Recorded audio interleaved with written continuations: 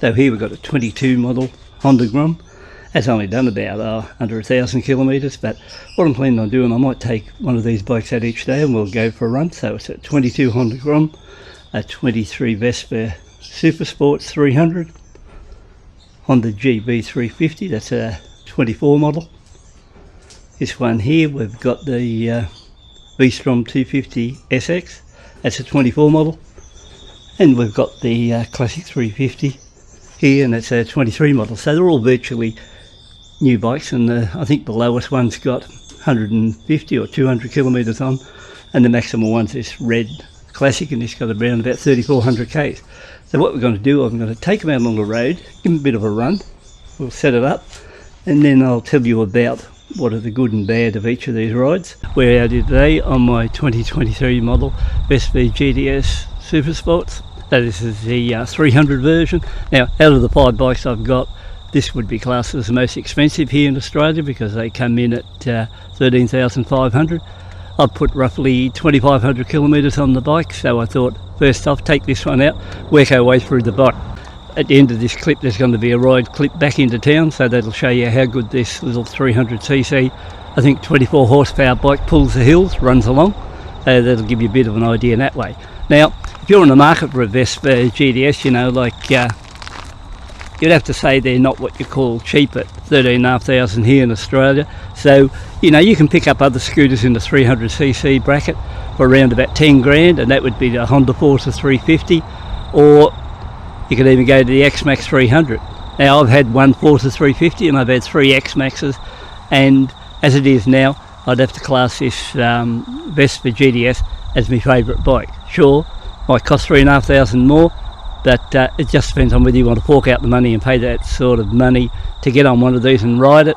It's a bit like example watches, you know, whether or not you want to pay roughly the same amount to buy a cheaper Rolex, or you can just get onto a, I don't know, Pulsar Citizen or something like that for $100.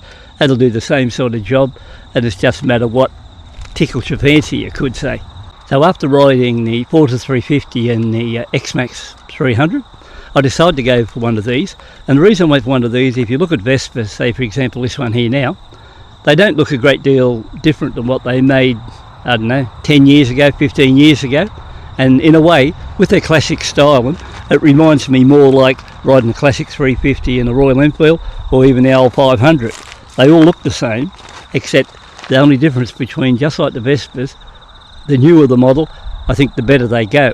So if you keep that in mind, if example this is 23, it's about 6 months old now, I think, and if you got on the one the early 23 or something like that, and it wasn't this Series 2, well, it wouldn't ride as good as this particular one, because this one's got the new upgraded suspension. Yeah, so even though I've got the white version of this one, if given the choice I would have preferred the orange one, but it wasn't out at the time of purchase, and I went for this one here instead, which is white, and bike's nice clean colour anyway, so most people would probably agree. These striping on the side, they're just more like transfer, so they could be, if you want to remove it, to get a total white look all the way through, but you know, I don't mind it. As far as things go, these do run along well. After you run them in, like I said, I've done about 2,500 kilometres on this bike. Once you run them in, they'll cruise along now at 100 kilometres an hour, no trouble whatsoever, and I think top speed on it roughly is 130 kilometres an hour. Now the main thing will probably surprise you when you get on one of these scooters, they're just twist and go. So in other words, once you press the key fob there, turn it around, kick her over, take your hand off the brake, you are ready to party, and it's just a matter of get out along the road, twist it, whatever far you want to go. But overall this runs along easy at 80 kilometres an hour, 100 kilometres an hour. And the other day I had the daughter on the back, and I took her for a ride in the back, and even with 2 up, 100 kilometres an hour, no trouble whatsoever. The drawback I found with a pillion on the back, and it's the first time I've had a pillion on the back, see this here, these foot pegs for the pillion, they are really annoying. I'll just zoom back a bit there.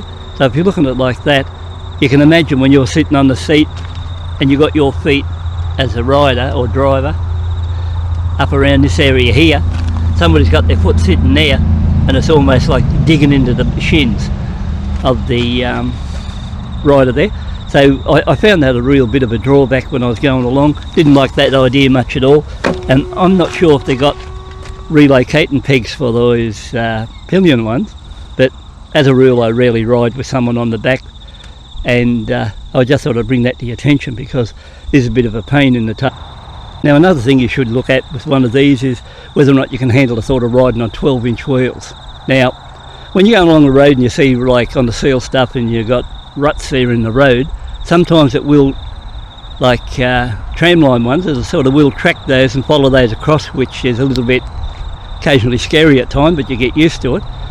But if you're going along and they've just put new surfaces in and things like that, and there's a bit of a bump coming up, with this new suspension there's no trouble whatsoever, and it'll climb over that with no trouble, just like hit it, go straight over. You don't even know you've done it. But if you come across an area when you're cruising along at 80 or 100 kilometres an hour and there's tram lines in the bend or anything like that, you will find that it will track on those, and a little bit scarier. So I don't know what it'd be like in the previous models. I reckon they were pretty bad, but this one here with the new upgraded front end, and what they did is put some sort of a steel rod back into this section here, and that improved it. And you don't really, if you're going along and you back off, say at 60 or 80 kilometres an hour, back off, you don't really get any steering wobble or anything like that, so it handles that side of it really. So this is only a rough look into the storage area. The storage area has got one drama, and it's not quite as big as what you'd get on an X-Max or a Forza 350. In fact, nowhere near as big as one of those. And the other thing I've noticed is it will pick up a little bit of heat transfer from the motor underneath into the bottom cavity here, and you know, it'll be alright if you want to keep things warm. Maybe totally different when you're trying to keep things cold. Now if you look over here, this is where your fuel tank is, or your cap for the filler. The thick fuel capacity on these is roughly about 9 litres, so it's not a very big tank in it. It's a little bit difficult to fill, so it's not the best tank I've ever had on a motorcycle as far as filling up on it, and it's a little bit slow in that line.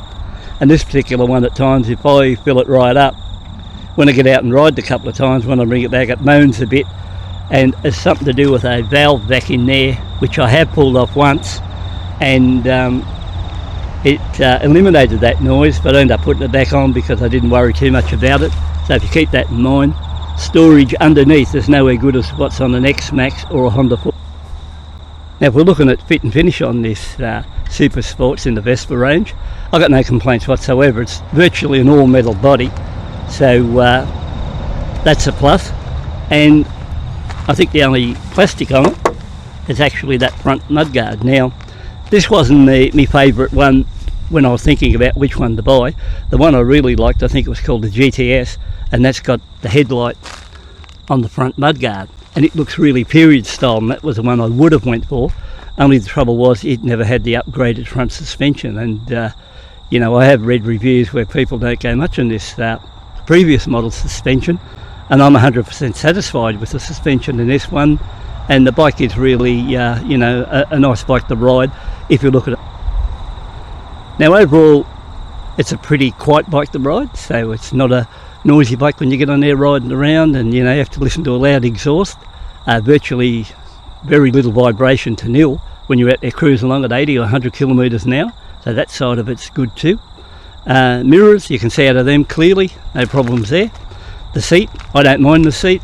I think the seat height's around about that 30-inch mark, but it spreads your legs a bit here at the front, and you know, I have no trouble getting on and back.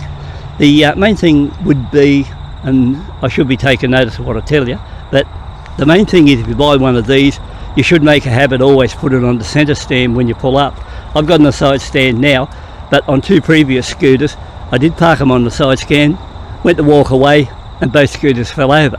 So the best idea, put them on the centre stand like I should be doing, and they are very easy bike to get up and put on the sand, so there's no reason why you shouldn't put it on. So as far as comparing it to a normal motorbike and putting on the stand, this one here would be so easy compared to a bike. Vespa got the fueling good too on this, because it's got no hiccups or jerky throttle or anything like that, and it's a really nice smooth throttle. So when you get out along the road and you get there and take off and give it a handful of throttle, you got no worries about it jerking, carrying on, and overall it's a pleasure to ride in that area. The only thing it isn't a bit of a pleasure if you want to put accessories on it. So I once inquired about a mini fly screen there, a front rack, and your rear rack with a I don't know, I think it was around about 30 or 40 litre bin on the back, we should say. And if you want to get those from Vespa, I think I was quoted somewhere around about $2,300 Australian. So if you want the accessories, you've got to pay for them, just like you've got to pay for the bike. So if somebody asked you, could you put long distance on this one, you know, on daily rides, yeah, I'd say for sure. You could get on this one and ride it probably as far as you want to, and the best thing about it, it'll push through headwinds, it'll climb hills good, it's smooth to ride, it's not annoying, it's you know, overall pretty good bike. You know, it's just whether or not whether you want to pay that sort of money for a scooter, but if you do, I think this one's hard. As far as maintenance goes, you know, I don't think you can quote me on this one, but I think the major services are around about 10,000 kilometres, and that's when they do a belt change and the other stuff too. So that would be the major one where you've got to fork out a few bucks. But apart from that, well, so far I've been fairly happy with this one. It's just a matter of get on, ride it, and like I said, I've done roughly 2,500 kilometres, and it's been a good bike, and I've had no issues really in that line. I've been asked a couple of times would I take it out and run it on dirt. Now I think for 13,500 I don't like the idea of riding it on dirt and knocking it around.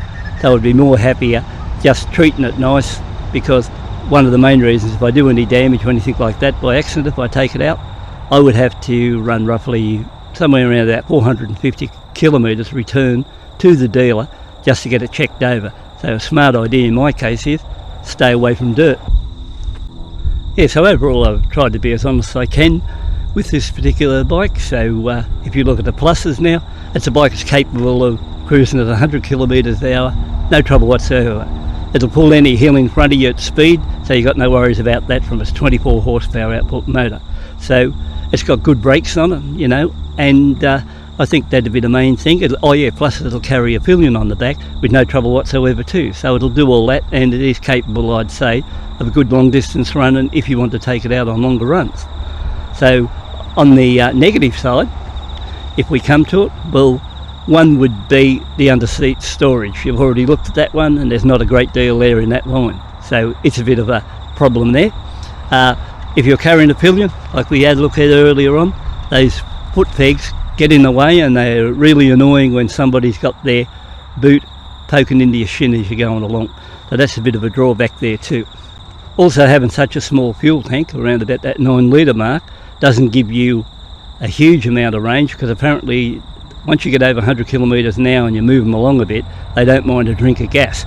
And the other thing would be the fuel filler. In my case, is a little bit difficult to fill, but you know, like that's just something you've got to put up with there, because there's just so much they can put in one of these compact bodies. But if you like the idea of one of these, you know, I think I've represented it pretty honestly, and what we'll see now is a run back into town, and you'll just see how it runs along there, and we can go from there. And I might even throw the drone up before we get to there, and we can have a look just where I am here at the side of the road. And I think next bike out will be, I'll bring the Classic 350 out, give it a bit of a run, then work our way through the 5 bikes, and overall you'll get a good honest review on what I think of each one. And more importantly, if a scooter's in your cards, or that's something you want to go for, I think for something that looks as classic as one of these and goes really nice against an Enfield, this would be a hard one to beat. So after riding the other ones, I think I've had overall 9 scooters in total, including this one here, and I think this is my favourite one, and that's why I haven't got out and belted shit out of it, because I do like the scooter. Either that or I'd give it a hard time and then piss it off. So that's the way I'd look at it in that way, and this stage it's very safe at the moment.